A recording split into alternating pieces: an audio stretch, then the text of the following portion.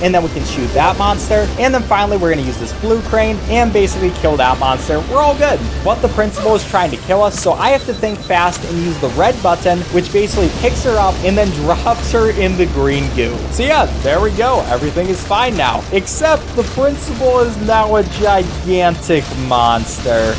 Yeah. So anyway, time for another boss fight. First of all, we have to close her mouth. So I'm going to move the green crane and then close her mouth. And then after that, we're going to have to expose her eye. So I can go and move the red crane. That's going to make it go up. And then Nugget comes down and just completely obliterates her. So yeah, there we go. We killed the principal. Nugget is fine and everything worked out at the end. It's also great because the kids who turned into monsters, I guess, are just kind of okay. I mean, that's pretty cool. And there we go. We finish out the day. We see Bob, you know, he is triumphant over the monster, I guess. Yeah, what a beautiful ending. And we have our little epilogue where we're like, oh yeah, we saved the day. You know, this was such a crazy journey. I don't really care. Please just end all time. I need to finish it now. But yeah, as soon as I stop talking to them and we go off into the sunset, we can end off time. And there we go, 41:23. Oh yeah, also you can move around during this scene. That's kind of funny. And if we look on speedrun.com, we'll see that we got 6th place. All right, thanks for watching. Bye. We skip, but to quickly explain them, the city gets really messed up, Sable's men start stealing, escaped convicts set up bases, and Octavius released Devil's Breath, so a bunch of people are dying. This means we now need to stop every single villain and find an anti-serum for Devil's Breath. Oh, and Aunt May might also be sick, but there's no time for sadness, we need to go fast. When we can finally start playing again, we want to reload from the previous checkpoint, which causes Yuri to call us sooner and tell us about the new Sable and prisoner bases around the city. But I don't have time for explanations or what she wants me to do since I'd rather fight a demon's base right now. We do this mission since we have some free time and we want to get some base tokens for an upgrade we'll be getting really soon. This is just a wave battle where more demons keep coming in, pretty simple stuff. Then Yuri gives us a call and tells us that her men need help because both Electro and Rhino are causing mayhem at different areas of the city. We go to Electro first, where he set up a bunch of transformers to keep the police trapped in a building. We take out all 5 of those by shooting webs at them and help the police beat up some goons before going to Rhino. In this area, Rhino is running through the streets while a bunch of prisoners are attacking the police. We need to go one by one defeating each group of prisoners. Also, for some reason, Sable's men come and attack me while I'm beating up the prisoners. They feel like they need to stop me even though I'm helping them, so we have to beat them up too. Finally, the feast in Harlem is on fire, so we need to rush over there to save MJ, Miles, and Aunt May. But after all that's done, it's finally time to start beating some bosses. And this is where a bunch of the tokens that we got earlier come in, so we can buy the Fear Itself suit. This unlocks the quad damage suit power, which, as you can probably guess, is very broken.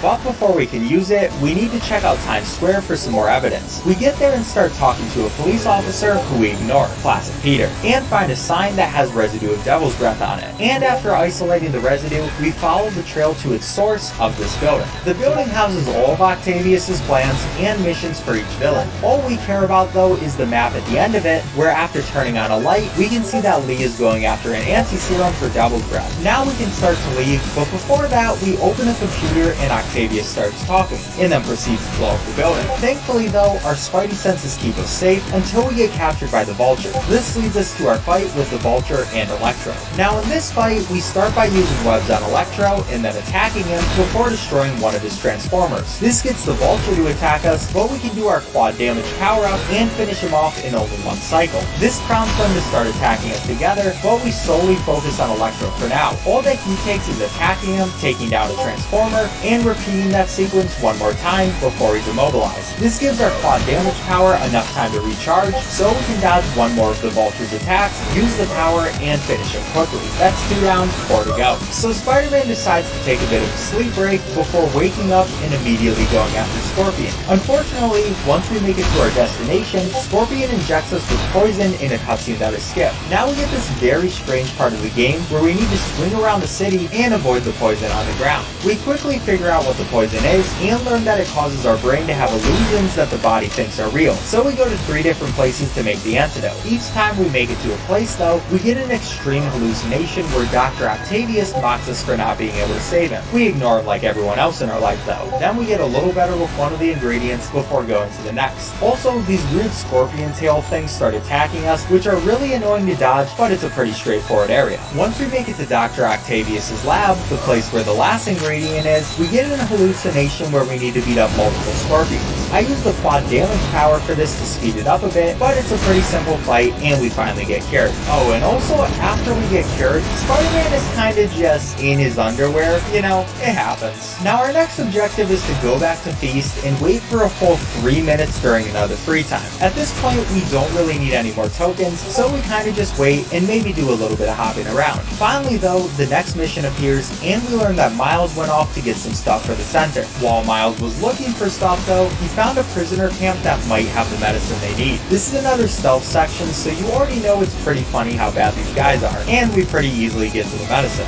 But in a cutscene we skip, Miles sees that Scorpion and Rhino are here. Rhino then notices Miles, and we have to do another stealth section while hiding from him. He's not too much smarter than everyone else in the world though, so it's pretty straightforward. Now Miles tells Spider-Man that Rhino and Scorpion are attacking Oscorp relief centers, so we head over to the next one and finally get to take them down. In this boss fight, it starts with only fighting Rhino, so we collapse a concrete tube on him, use our quad damage, and finish this part right away. After that, Scorpion decides to join in on the fun. We can recharge our quad damage right away though by restarting from the last checkpoint. Then we want to run over, web Scorpion a few times, and hit Rhino with another large item. This unfortunately didn't work for me at first, so I just decided to restart from the last checkpoint again. After doing it correctly, we can first attack Rhino with quad damage before moving on to Scorpion, who stays webbed up for a while. I did actually mess up the fight though and not completely defeat Rhino, so it still had to go on a little longer. We can one cycle this, but it's kinda hard, so I just did a few more attacks afterwards and finished them off.